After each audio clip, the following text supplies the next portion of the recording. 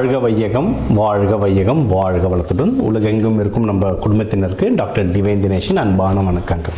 சரி, ஏப்ரல் மாதம் ராசி பலன்கள் பார்க்க போகிறோங்க. சரிங்களா? ராசி இல்லை லக்னம். ஓகே, லக்னத்தை வச்சு பாருங்கள், ஒன்று ஈஸி.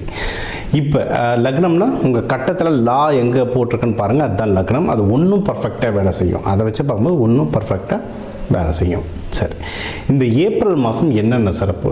ஏப்ரல் தான் தமிழர்களுக்கான மந்த்தே. ஏன்னா நம்ம தமிழ் புத்தாண்டு ஏப்ரல் 16. நம்மளுக்கு வந்து இந்த சித்திரை அப்படின்றது தான் ஒரு புத்தாண்டாகவே ஆரம்பிக்கிறது. ஸோ ஏப்ரல் புனிதமான மாதம் நம்மளுக்கு ஒன்று. இன்னொன்று சித்ரா பௌர்ணமி வருது, சித்திரகுப்தர். சித்தர்களுடைய நிறைய ஆசீர்வாதம் வாங்கணும்னா சித்ரா பௌர்ணமி. சித்திரை திருவிழா, மதுரை குலுங்கன்ற மாதிரி ஃபுல் சித்திரை திருவிழா வருது. ஸோ இந்த ஏப்ரல் மாதம் வந்து ஒரு புனிதமான மாதம். ஓகேங்களா? இந்த புனிதமான மாதத்தில் நம்ம ராசிக்கு எந்தெந்த விஷயங்கள்லாம் ரொம்ப சாதகமாக இருக்குது, எதுலலாம் நல்ல வாழ்க்கையில் முன்னேறலாம், வேறு எந்தெந்த விஷயத்தில் நான் கொஞ்சம் கவனமாக இருக்கணும், என்னென்ன வழிபாடுகள் பண்ணணும் அப்படின்றத நம்ம ஒவ்வொன்றா பார்த்துட்டு வருவோம். இது கூடவே இந்த பண்டிகைகள், இந்த முக்கியமான நாட்கள், இந்த பௌர்ணமி, அமாவாசை இதையும் கலந்து சொல்கிறேன். அதுக்கேற்ற வழிபாடுகள் பண்ணிட்டு வர இந்த ஏப்ரல் மாதம் நம்மளுக்கு ஒரு சிறப்பான மாதமாக அமையும். விருச்சிக ராசி லக்னம் எப்படி இருக்கு? சூப்பராக இருக்குங்க. டைம்லாம் வந்து ரொம்ப நல்லா இருக்கு. ஏன்னா உங்களுக்கு வந்து 12ல் குரு, 2ல் குரு, நிறைய நல்ல நியூஸ் வரும். நீங்கள் விருச்சகம் வந்து எனக்கு தெரிஞ்சு விருச்சக லக்னம் ராசி நிறைய பேர் ஜாதகம் பார்த்துட்டேன். நிறைய பேருக்கு ப்ரமோஷன்ஸ் கிடச்சிருக்கும், நிறைய பேருக்கு ப்ரமோஷன் கிடச்சிருக்கும், வேலையில் ஏதாவது புது வேலை கிடச்சிருக்கும், புதுசாக ப்ரமோஷனோட ட்ரான்ஸ்ஃபர் கிடச்சிருக்கும், நிறைய பேருக்கு குழந்தை பிறந்திருக்கும், எக்கச்சக்க பேருக்கு குழந்தை பிறந்திருக்கும், கல்யாணம் ஃபிக்ஸ் ஆகிருக்கும். அதாவது சுப நிகழ்ச்சிகள் வந்துக்கிட்டே இருக்கும் விச்சகத்துக்கு. நிறைய பேருக்கு வரும். வரலன்னா ஜாதகத்தை செக் பண்ணுங்க. ஏன்னா உங்களுக்கு சுப நிகழ்ச்சிகள் அவ்வளோ நடக்கும். சரிங்களா? இன்னொன்று ஒன்றே அழுவாங்க விச்சகம். என்னென்னா, சார் காசாக செலவாகுது சார், காசு கையிலேயே நிற்கல சார்னுவாங்க. சுப நிகழ்ச்சிகள் நடந்தால் செலவு ஆகத்தாங்க செய்யும். கல்யாணம் ஆனாலோ எந்த ஒரு சுப நிகழ்ச்சினாலும் காசு செலவாகும். நல்ல விஷயம் என்னன்னா, நல்ல விஷயத்துக்கு செலவாகுதுன்னு ஜாலியாக இருங்க. காசு ஒரு சைடில் வந்துக்கிட்டே இருக்கும், ஒரு சைடில் நல்ல விஷயங்கள் நடந்துக்கிட்டே இருக்கிறதுக்கு செலவாகிட்டே இருக்கும். சூப்பர். எதுலலாம் நல்ல விஷயம் அப்படின்னா, இது நீங்கள் ஃபஸ்ட்டு ஏதாவது இன்வெஸ்ட்மெண்ட் பண்ணுறீங்கன்னா சூப்பராக வாங்கலாம், வீடு வாங்கலாம். எனக்கு தெரிஞ்சு விருச்சகத்தில் ஒரு 10 பேராவது என்கிட்ட வந்தவங்க வீடு வாங்கியிருக்காங்க. இந்தியா மட்டும் இல்லை, வெளிநாட்டிலையும். அதனால் ஜாதகன்றது நீங்கள் எந்த நாடு, எந்த கிரகம் எங்கே இருந்தாலும் வேலை செய்யும். எனக்கு தெரிஞ்சு அவரே தான் இந்த வீடியோ பார்ப்பார். ஆஸ்திரேலியாவில் ஒரு விருச்சகம் ஆக்கணும், அவர் வீடு வாங்கியிருக்கிறாரு. என் ஃப்ரெண்டு ஒருத்தர் யூஎஸ் விருச்சகம் ஆக்கணும், அவன் வீடு வாங்கியிருக்கான். இந்தியாவில் ஒரு விருச்சகம் நிறைய வீடு வாங்கும். ஏன்னா உங்களுக்கு இன்வெஸ்ட்மெண்ட்டுக்கு டைம் சூப்பராக இருக்குது. வீடு வாங்கிட்டு அட்லீஸ்ட் வண்டியாவது வாங்குவாங்க. ஏன்னா எல்லாரும் பொருளாதாரத்தில் சூப்பராக இருக்காங்கன்னு சொல்ல முடியாது. வீடு வாங்க வண்டியாவது வாங்குவாங்க. ஏதாவது ஒரு இன்வெஸ்ட்மெண்ட் மாதிரி ஏதாவது ஒன்று வாங்குவாங்க. இல்லை பிஸ்னஸில் இன்வெஸ்ட் பண்ணுவாங்க. ஸ்டாக் மார்க்கெட் அவங்கவுங்க வசதி வாய்ப்பு, அவங்கவுங்களுடைய அந்த புத்தி கூர்மை. சில பேர் ஸ்டாக் மார்க்கெட் நல்லா தெரியும், அதில் போடுவாங்க. சில பேருக்கு வந்து இல்லை ரியல் எஸ்டேட் பிஸ்னஸ்லேயும் அதில் போடுவாங்க. ஸோ இன்வெஸ்ட்மெண்ட் வளர்கிறதுக்கு உங்களுக்கு டைம் வந்து ரொம்ப சூப்பராக இருக்கும். இது இன்னொன்று வந்து உங்களுக்கு முன்னாடி சொன்னால் பணம் நல்லா கையில் வரும். அதனால் நீங்கள் எடுத்து நல்ல விஷயத்தில் தாராளமாக போட்டுக்கிட்டே இருக்கலாம். இது சம்மந்தமாக நீங்கள் எந்த முயற்சி எடுத்தாலும் அந்த முயற்சியில் வின் பண்ணிடுவீங்க. நீங்கள் ஒன்றுமே இல்லை. விச்சகம் எப்படின்னா, அப்பப்போ ரொம்ப ஸ்ட்ரகிள் ஆகிற மாதிரி இருக்கும். சார் நான் ரொம்ப ஒரு ஜான் ஏறினா உடனே சறுக்குது சார்னு, அது விச்சக ரகசி கரெக்டாக இருக்கும்.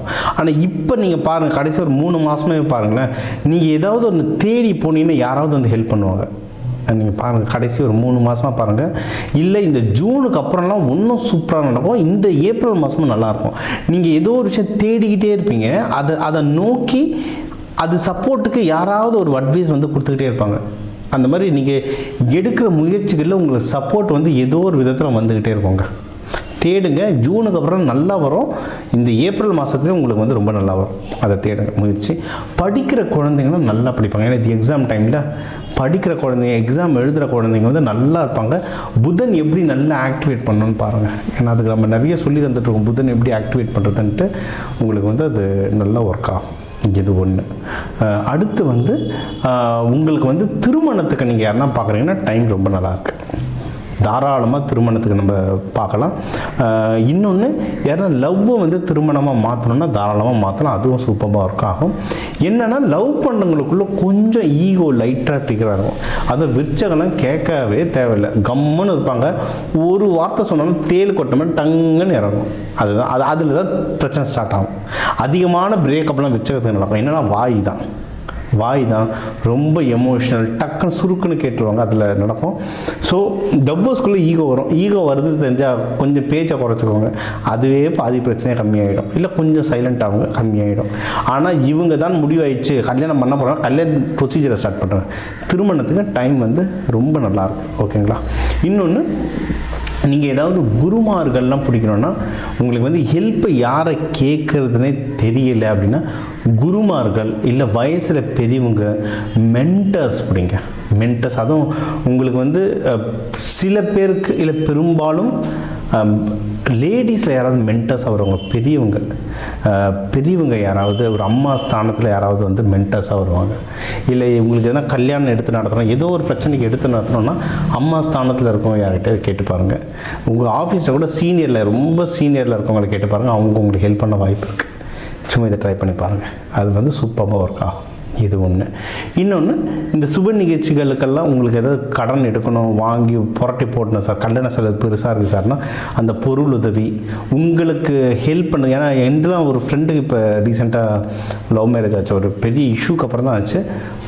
வீட்டில் மொத்தமாக எல்லாரும் இறங்கி வேலை செஞ்சாங்க. லைக் நல்லது, நிறைய பிரச்சனைலேருந்து அவனை பொண்ணு பையனை வெளியே கூட்டிகிட்டு வந்து கல்யாணம் பண்ணி வச்சாங்க. சூப்பராக இருந்துச்சு பார்க்குறதுக்கு.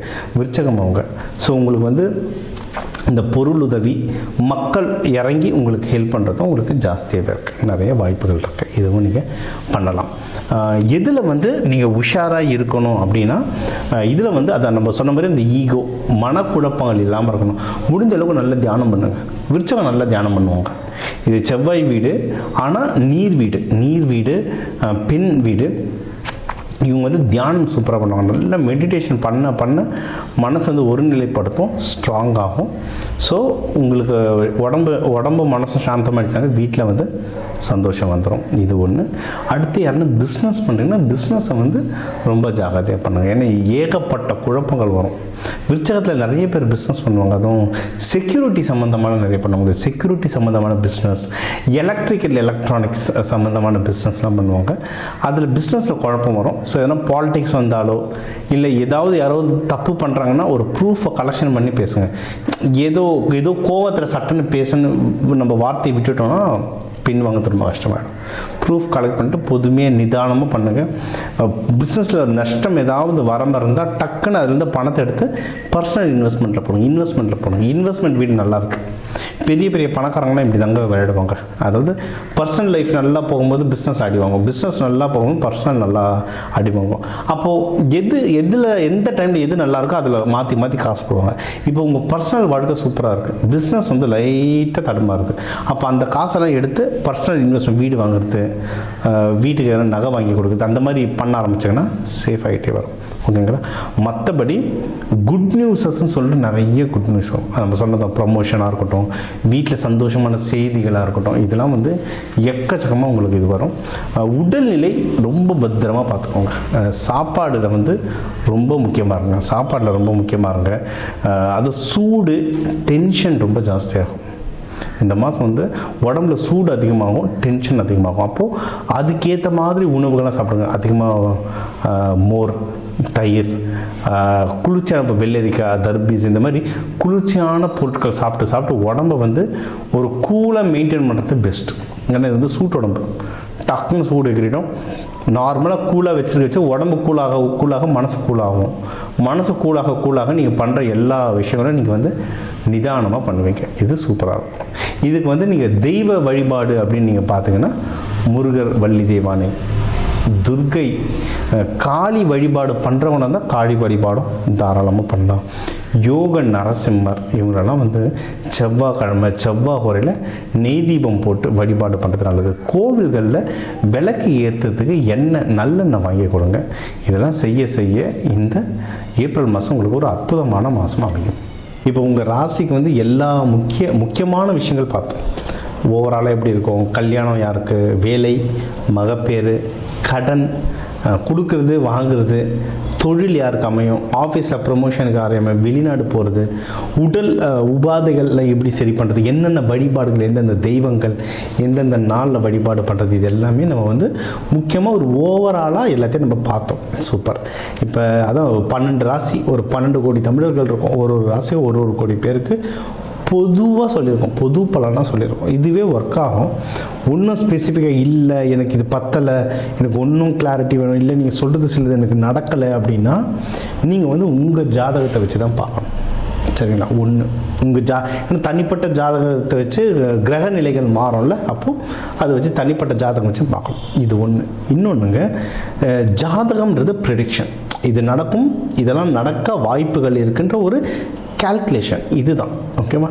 இதை தாண்டி நமக்கு வந்து இந்த இந்த கிரகங்களோட எப்படி நம்ம வந்து ஒரு அலைன்மெண்ட்டுன்னு சொல்லுவாங்க, அவங்களுடைய வேவ் லென்த்தில் நம்ம அலைன்மெண்ட் ஆகிட்டோம்ல, அவங்க போக்குலேயே நம்ம போயிடணும்னா ஜெயிச்சிடலாம். இப்போ சனி பயிற்சி நடக்குதுன்னா அப்போ அந்த சனி தாக்கம் குறைக்கிறதுக்கு என்னென்ன, இப்போ நான் வந்து தெய்வ வழிபாடுகளாக சொல்லியிருக்கேன். ஆனால் இதை தாண்டி நிறைய இருக்குது. விதைகள், கலர் தெரப்பி, அரோமா தெரப்பி, நறுமணங்களை வச்சு அவ்வளோ விஷயம் நம்ம சாதிக்கலாம். அதனால தான் கோவிலில் சாமிக்கெலாம் பூலாம் கொடுக்குறோம், நறுமணத்துக்கு எது கொடுக்குறோம்? ரொம்ப பெரிய பெரிய ஆளுங்க பார்த்தா நிறைய இந்த எசென்ஷியல் ஆயில்னு தருவாங்க, அரோமா தெரப்பின்னவங்க நறுமணங்களை வச்சு நிறைய மேஜிக் பண்ணலாம். விதைகள், கோவிலில் வந்து ஒரு சாமியை பிராண பிரதிஷ்டம்னு சொல்லுவோம். அந்த சாமியை பிரதிஷ்டம்னா கீழே நவதானியம் கொட்டுவோம். எதுக்கு நவதானியம்? அந்த நவகிரகங்களுடைய சக்தியும் உள்ளே இறங்கும். அப்போ அதை நமக்குள்ளே எப்படி கொண்டு வரது? விதைகள் மூலமாக பயிற்சிகள். கலர், ஒரு கலர் ஒரு கிரகம், எந்த கலரை போட்டால் இப்போ என் கிரகத்துக்கு எது வேலை செய்யும், இந்த மாதிரி விஷயங்களை நிறைய பயிற்சிகளாக சொல்லித்தரேன். எக்கச்சக்க பயிற்சிகளாக சொல்லிட்டோம். அதாவது ஒரு ஜோதிடத்தை நான் கேட்டேன், அவர் கல்யாணம் நடக்கும்னாரு, அவர் சொன்னதுனால நடக்கும்னா அப்படிலாம் நடக்காது. அதுக்கான சாத்தியக்கூறு இருக்குது, அதுக்கான முயற்சி எடுக்கணும். முயற்சி கூட அது நடத்துறதுக்கான சில சப்போர்ட்ஸ் நம்ம எடுத்துக்கணும். இந்த பயிற்சிகள் பண்ணணும், இந்த கோவில்கள் பண்ணணும். கோவில் சாமி ஒன்று கூட ஒன்றும் சில பயிற்சிகள்லாம் சொல்லுவோம். அதெல்லாம் பண்ண ஒரு ஏன்னா ஒரு கிரகத்துக்கே எனக்கு சொல்கிறதுக்கு மணிக்கணக்கில் ஆகும். அதனால் எல்லாமே இந்த 8-10 நிமிஷத்துக்குள்ளே அடக்க முடியாது. வேணுன்றவங்க என் நம்பரை கால் பண்ணி உங்களுக்கு கன்சல்டேஷன் எடுத்துக்கோங்க. உங்களுக்கு ஒன்றும் குறிப்பிட்டு சில வழிமுறைகள் சொல்கிறேன். ஒன்றும் குறிப்பிட்ட அட்வான்ஸாக தெய்வ வழிபாடுகள், கையில் என்னென்ன மாதிரி தானியங்கள் கையில் வச்சுக்கலாம், வீடு எந்தெந்த கலரில் இருந்தால் நீங்கள் கேட்குற விஷயங்கள் மாறுன்றதுல வாஸ்து நியூமராலஜிலாம் கலந்து சொல்கிறேன்.